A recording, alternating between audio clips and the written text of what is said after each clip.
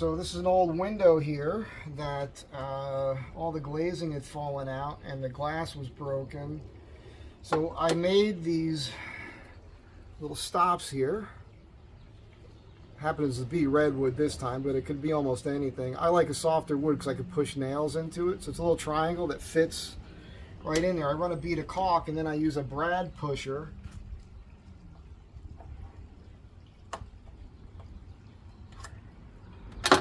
And then I use a Warrington hammer because it has this little flat spot here.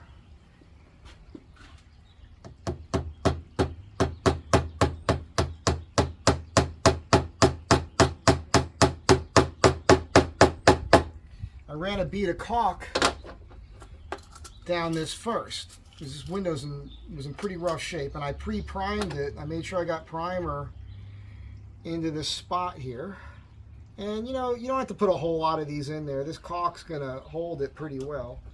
You'll see I'm squeezing all that out right now. I'm gonna come back.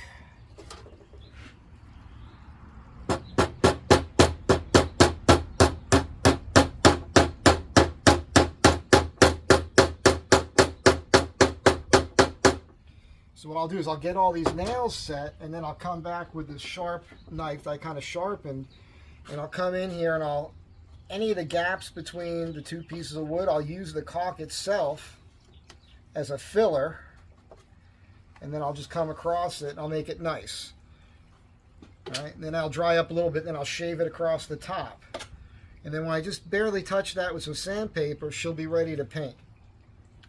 The hard part on this is figuring out how to cut these parts. I always put the bottom piece on first, flat cuts on each end, and then you basically have to figure out how to cut this. It has to be 45 this way and this way. And I'm using this tool here to cut these pieces. I'll show that to you in a minute. Let me set another couple brads here. This is not something I like, you know, I enjoy doing, but you got to do what you got to do to get the job done.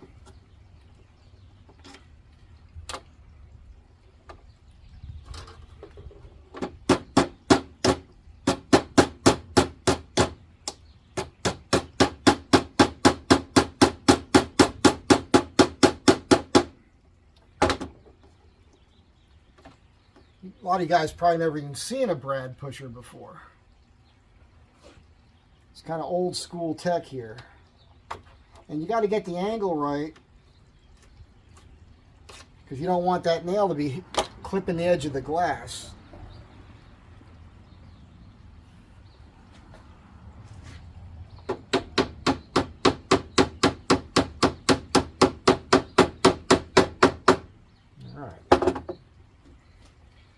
Just come across here, there's a few little voids.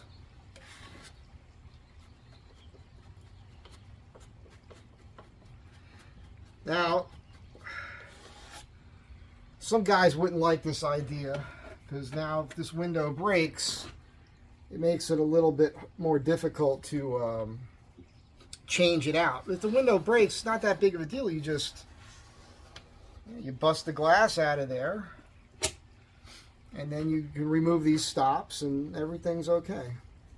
It's a lot better. This wood stop is going to last a lot longer than glazing. Plus, if you guys haven't glazed before, it's a kind of a nightmare. It's a special technique you got to learn how to do. And then it takes forever for that stuff to dry enough to where you can paint it. So if you're a good enough carpenter, you got a pretty decent table saw, you can make these parts here and put that in. It's going to end up being a time saver in the long run. Because what I mean by that is now I got some other stuff to do, but tomorrow I can paint this out and I'm done. Instead of waiting for glazing to dry all the way and then trying to come back weeks later or months later to put a finished coat of paint on it. So I'm just going to give you a demonstration right now. What's really going to happen is that this piece has a flat square cut here and it's mitered on this end down here. So the piece on the other side is going to be cut the same way, and then the top piece goes in. And I do it that way because if water hits this, it's better for it to run off the top part and run down along here. When it hits down here, it's better for it to hit this bottom part and run off. I'm just thinking about the way water runs, but I'm going to show you real quick how I figure out this cut on this piece here. So I lay it in here like this, and I just draw a bit of a 45 here so I know what direction we're going. Right, a little 45-degree cut right there, pencil line. Then I'm going to use my tool here. I'm going to hold this about 45 degrees. We're going to cut that. Now my edge that I want to keep is this top one here, and I want to cut this off at a 45 degree. We want to remove this here at 45 degrees. So I'm going to take this same tool here. I'm going to hold it up like this. I'm going to cut this back at 45 degrees right along that line. And now this piece will fit perfectly right there.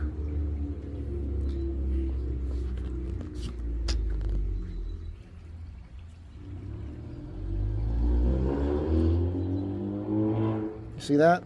That's the cut I did down here. As I was saying, the bottom piece, the bottom stop you want to put in square cuts on each corner. Then you want to lay the sides in to lap over that. And then you want to fit the top piece in that order. So again, that's just a quick test piece for you there. I got to put this other long piece in. And see the caulk, I can fill this void with that. It'll be fine.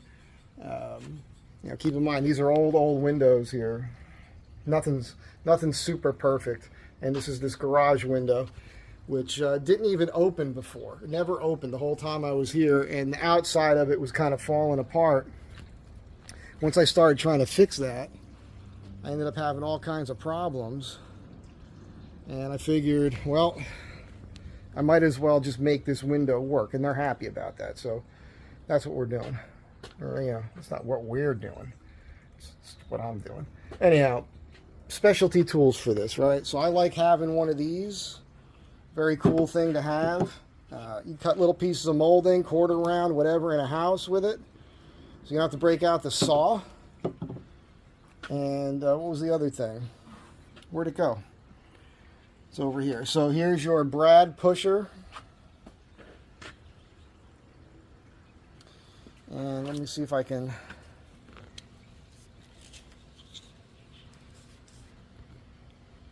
So that's what's inside there. That there catches the head of the brad. It's just spring loaded.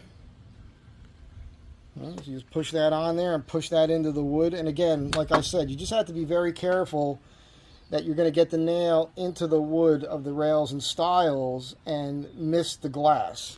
If you clip the edge of that glass, you can crack it. You'll put a spider crack in, and I mean, you know, that could still happen here. I got 2 more pieces of these stops to put in. It could happen on the very last nail, which would be horrible. So be mindful of what you're doing. Go slow with this, and you can do it. If you can't do it, you can call me, but it's going to cost you. Have a great day. Be kind to one another.